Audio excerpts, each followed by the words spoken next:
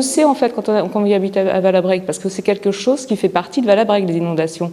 Donc on en parle tout le temps, enfin, c'est un sujet de conversation, mais c'est pas plus grave que ça. Mon mari étant arlésien, en fait, lui, je pense qu'il avait un peu l'habitude, entre guillemets, un petit peu l'épée de Damoclès du Rhône, on va dire ça comme ça, en cas de crue, mais on ne s'est pas vraiment posé la question, non. On a toujours ce risque d'inondation, et d'ailleurs, quand on accueille les gens, on ne leur cache pas que c'est une zone à risque, mais qu'il faut se préserver, il y a des gestes de précaution à prendre.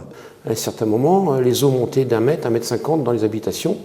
Tout le monde allait habiter à l'étage supérieur, et puis on travaillait avec les barquets.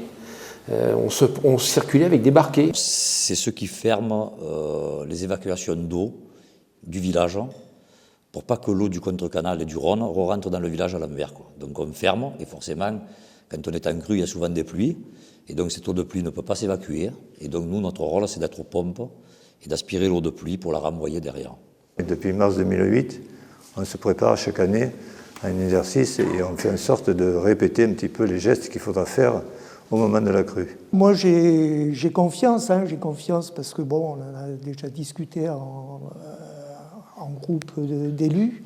Et ce qu'il faut que je fasse, c'est justement que les gens aient confiance et ne paniquent pas s'il arrive ce genre de problème, quoi. J'ai vu mes voisins qui sont des vieux valabrégans qui disent « mais en quelques jours, tout le monde est venu à la maison, tout le monde nous a aidés, après on a été chez les autres ». On est bien à Valabrègue et que malgré les risques d'inondation, on n'a pas envie de partir.